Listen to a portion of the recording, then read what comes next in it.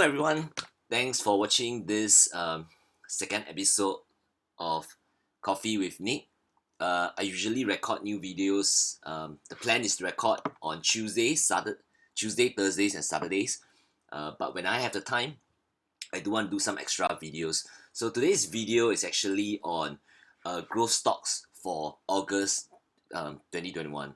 So basically I'm just going to go through my current portfolio because I think these are the stocks which I feel are well positioned for the coming last week in July as well as for August. So today is just going to be purely about stock charts. So not going to look at any fundamentals or news related to these positions. Basically just going to look at stock charts, why I got into them and where I think they are going. These current 10 positions in my portfolio. All right. So just very quickly, I pinned my portfolio. I have my portfolio here in my Twitter feed, so you can always check it out. Here's this one I posted. Let me see. It should be. Let me see. July 24th, correct? Yeah, that's the one here. The latest on Friday that I posted. All right. So I got 10 positions right now in the portfolio. Facebook being the largest. So I'm going to switch over to my Mumu account, so you can take a very quick look. Because this shows what is the current exposure, not the current exposure, but the current unrealized gain in these positions. So I have trade desk is at the top at 9.88%. TWLO, pins, Facebook got a nice some nice gains here in some of these positions. In case you're wondering why is it that I don't have any positions that seems to be at a loss, that's partially because I closed off quite a few loss-making positions this week. So I actually had that in my Twitter feed as well. So not so lucky to have only profits for the week. So I actually closed 6 positions this week. I came into Monday fairly bearish, so I was in fact only had 11% invested and was at 89% cash coming into Monday. So only 2 stocks I was holding, Xpeng and Adobe, both of which actually hit like my stop loss sometime this week. Adobe was fairly early. I think it was Monday that hit the stop loss. I exceeded with a nice gain, 3% gain. Xpeng because of the Chinese tech stocks sell off. It got hit and I did exceed that at almost 6% gain. I did have a number of loss-making positions that got stopped out. So Neo, Zoom, Magnite, Fubo being the largest at about 3% loss. The others were, within a 2.5% kind of loss. So and these were smaller positions like Zoom and Fubo only 5% positions. Neo was only like a 2.5% position. So the week was okay. Now looking at the portfolio, I'm going to kind of switch over here to my trade view kind of charts. So I'm going to look at my holdings, maybe look at them very quickly at which are the positions I'm in and where they are on the chart right now. So NVIDIA, I got in around the 21st and 23rd, and let me see, that would be 21st would be here, and then 23rd will be on Friday. So I took out a 5% position around here, I believe, and then another 5% position around here. My basic thinking around NVIDIA is been a strong liquid leader over this period of time when it was rallying very strongly. When it came down, I actually hit my stop loss and I dropped it. I sold all of it off. It obviously came down, had a nice rebound, and I think now it's set up to actually extend this rally. So and what I'm waiting for is looking to see whether it actually in fact I got in here this here, and when I saw that it actually undercut and rallied above this earlier low, I was pretty happy, but it got rejected. This day it came down and I got it between the 10 EMA and 21 EMA. I got a second entry. So right now I'm about 10% invested in NVIDIA. I'm looking at a chart and I believe that what might happen here is that once it consolidate maybe another day, if the market is okay, it might break above this line again once again, and then hopefully it takes off from here. uh, One thing to take note is that, while I say these are the best stocks that I'm looking at in terms of the next couple of weeks, I'm not one of those traders that are, have supremely confident of, in my positions. Anything can happen in the market, and my experience tells me that no one knows for sure, what's going to happen in the next couple of weeks to months. So I like to take my profits once I see that, I let my winners run, and the moment I see that, if it hits my stop loss, I get out without, thinking twice, basically. All right. So Nvidia is set up here, potentially, for a good uh, run up here once it can break through this particular line here. Right. Amazon, I kind of discussed a little bit more in my first video, and I think I showed the stock chart as well. Like I might have mentioned this, it actually has gone through a very long consolidation, almost a 10-month consolidation, stretching from, when you got from this point in September, and then you can see how it kind of consolidated over a long period of time, while its sales, while its revenue and profits were growing, right? And then after a massive, like 10 months consolidation, it kind of broke out here.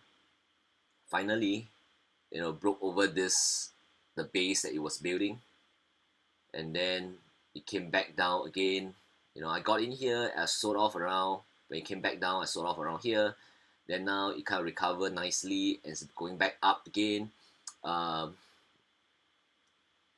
like I mentioned in my earlier video, I should have been looking at more carefully when it kind of burst through this point here, but that's fine. It is what it is, and now we have an opportunity to kind of ride it. If the earnings turn out to be good, I have a feeling that it might just take off from here as well. So the chart is somewhat similar to Nvidia's chart as well. TWLO,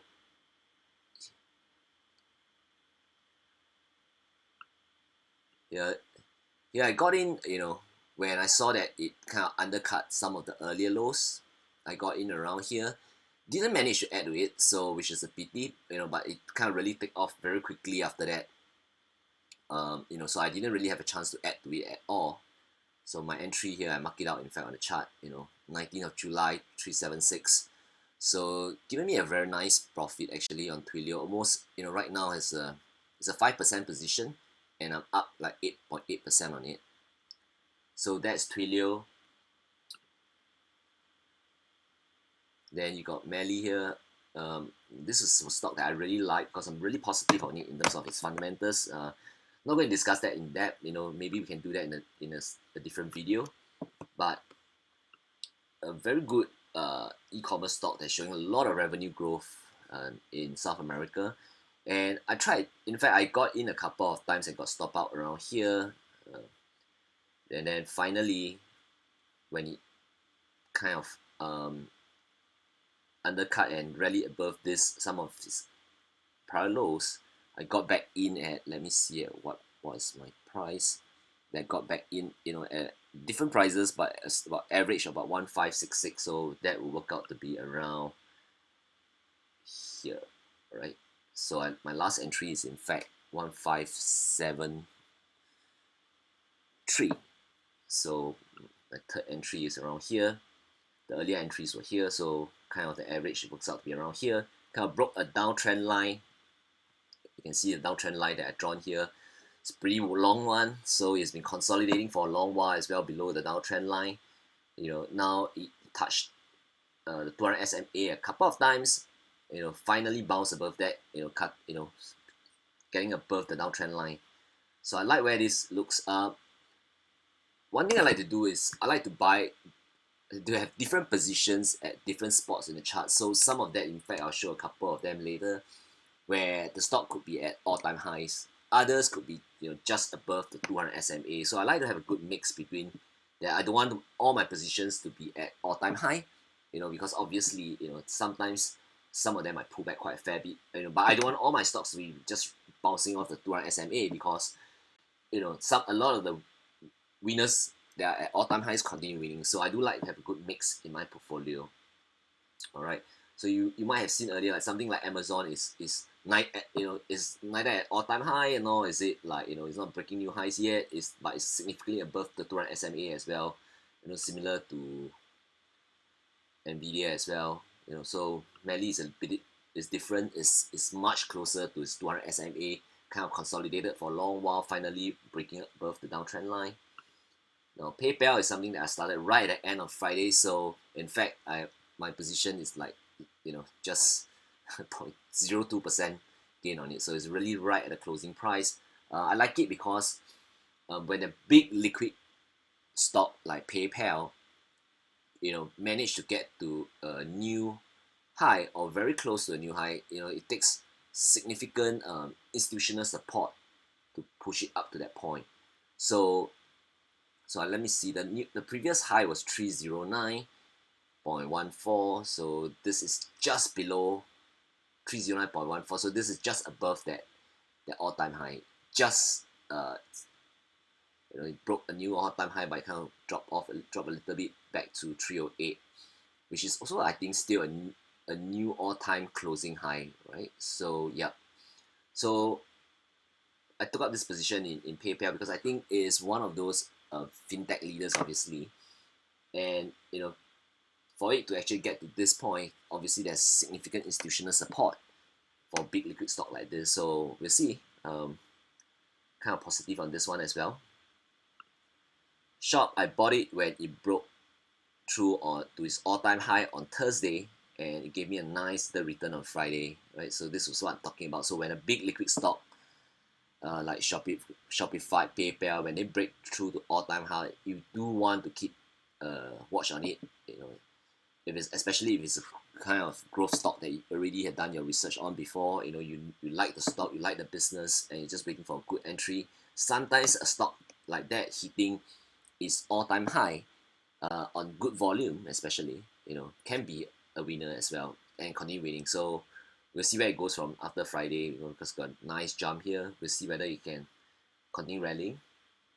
So now you can see the difference, like PayPal and Shop, both are all-time highs compared to some of the earlier positions I showed, NVIDIA, Amazon, MELI, etc.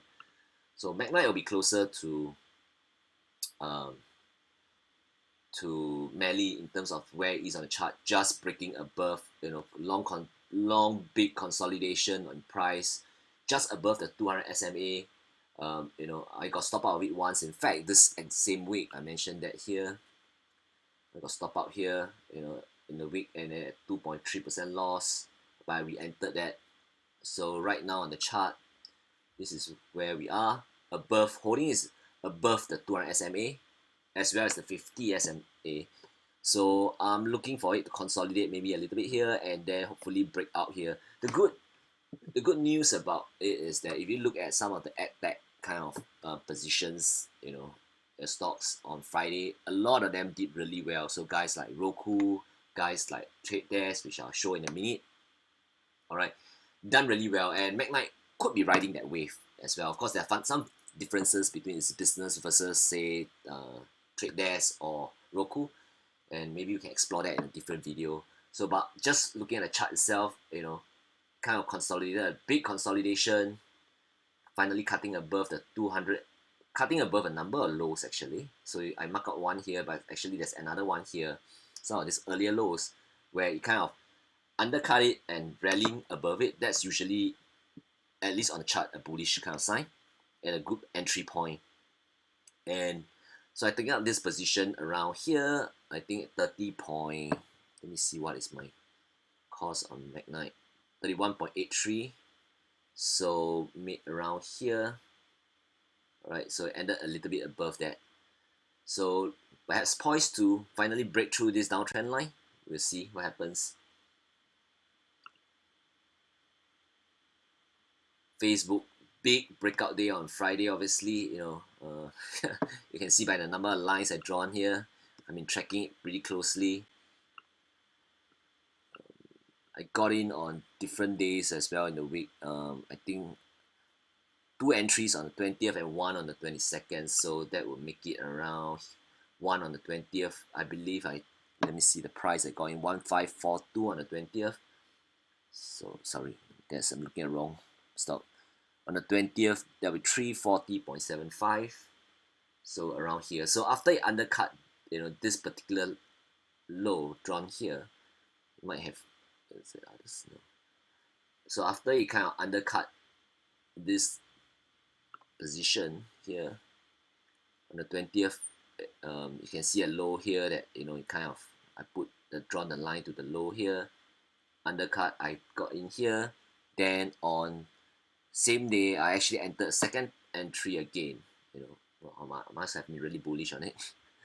And then on the 20th, then kind of really broke above here. In fact, this would have been the perfect place to get another entry, but I kind of missed that on the 21st. But no worries, that here I saw that it kind of, there's more lows being built off here. And then when it broke through some of these lows, I got in again at 349.5, which would be around here, all right, just above this line. So when it broke through, I got in another, got more of Facebook here. So it's one of my my largest position at about 16%. So each of these entries were about 5% of my portfolio. So here, 2 of them here, 1 more entry here, and then on Friday you got a nice big massive breakout. So obviously I'm going to be honest and say that I have no idea that this breakout was coming at all, right? I mean, I didn't anticipate Snap's earnings to be that good, and then that will lead to people reevaluating the advertising revenues, the kind of growth in the market, and then obviously that gave a big boost to Facebook. So that was totally unknown. But what was known to me is that I like the chart that I was seeing here, around here. So a nice, because one of the things I did observe was that Facebook had bounced off the 50 SMA previously. It didn't touch it, but came close enough, bounced off it. So here when it started to bounce off, I drawn a downtrend line. When it broke through here, I was kind of, in my mind, I was like, yep, this looks like a good spot. Like Facebook, I've done a lot of fundamental research on Facebook, so I was very positive on it. So here, when the moment it kind of found its support here and got up here, I was all ready to take advantage of that. All right, so now kind of really nice profit on Facebook, about 7.6% of my largest position. We'll see, what happens when it announces its earnings this week. All right, whether you continue rallying or not. So Pins also enjoyed the same tailwind,